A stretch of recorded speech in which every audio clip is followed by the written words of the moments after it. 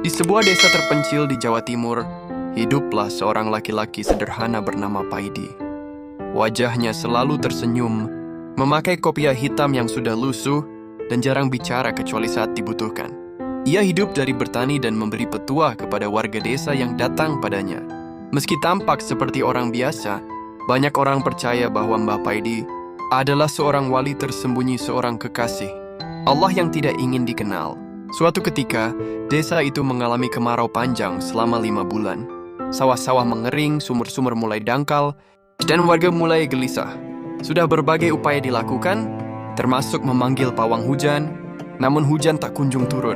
Akhirnya para sesepuh desa memutuskan untuk meminta tolong pada Mbah Paidi. Kami mohon Mbah tolonglah desa ini.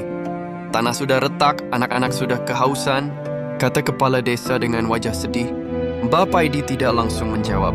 Ia hanya menunduk, lalu berjalan pelan menuju sawah kering.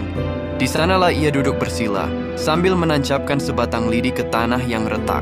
Lalu dengan suara lirih ia berkata, "Kalau tanah ini masih percaya pada Tuhannya, maka hujan akan turun bukan karena saya, tapi karena cintanya." Tak sampai 3 menit, langit yang tadinya terang berubah menjadi gelap.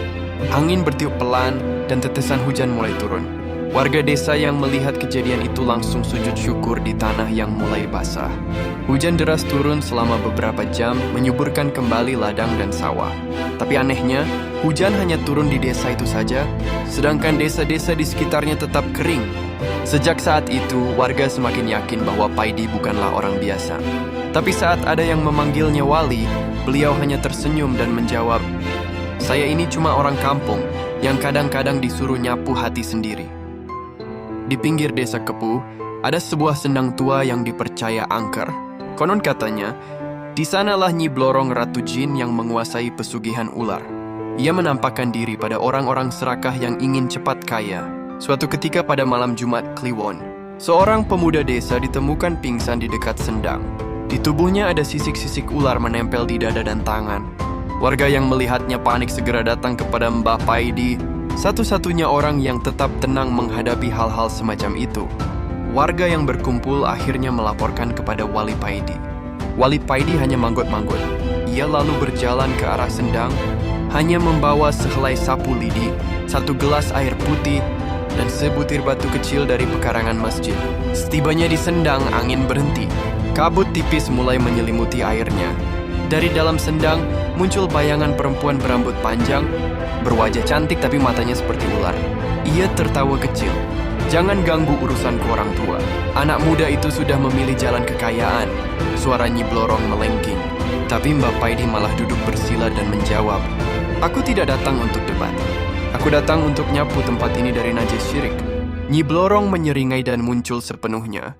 Tubuhnya separuh ular. Tiba-tiba dia melesat hendak menggigit Mbah Paidi. Namun dalam sekejap Mbah Paidi berdiri, mengayunkan sapu lidinya ke arah wajah Nyi Blorong.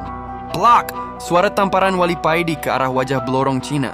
Tamparan itu bukan sembarang tamparan. Tamparan itu dibarengi jikir lirih yang menggetarkan alam gaib. Wajah Nyi Blorong Cina langsung melepuh. Ia menjerit dan jatuh ke dalam sendang, airnya mendidih sesaat lalu hening. Setelah itu, Mbah Paidi hanya menyiramkan air putih ke tanah dan menanam batu kecil itu di pinggir sendang. Sejak malam itu, tak ada lagi penampakan di sana. Sendang menjadi jernih, bahkan ikan-ikan muncul kembali. Pemuda yang kerasukan pun siuman, dan sisik-sisik di tubuhnya lenyap. Warga bertanya, "Mbah, siapa sebenarnya panjenengan ini?" Mbah Paidi hanya tersenyum sambil membenarkan kopiah hitamnya. "Saya ini cuma tukang bersih-bersih. Kadang nyapu masjid, kadang nyapu jin yang nakal," katanya sambil tertawa. Wali Paidi berkata kepada pemuda yang siuman, "Kamu, usia masih muda malah mau nyari jalan pintas. Kerja saja yang benar, rezeki ada yang ngatur, jangan minta sama jin. Mintanya sama Gusti Allah saja lain kali." "Iya Mbah," kata si pemuda. Jangan lupa subscribe, nantikan kisah menarik selanjutnya. Wassalamualaikum warahmatullahi wabarakatuh.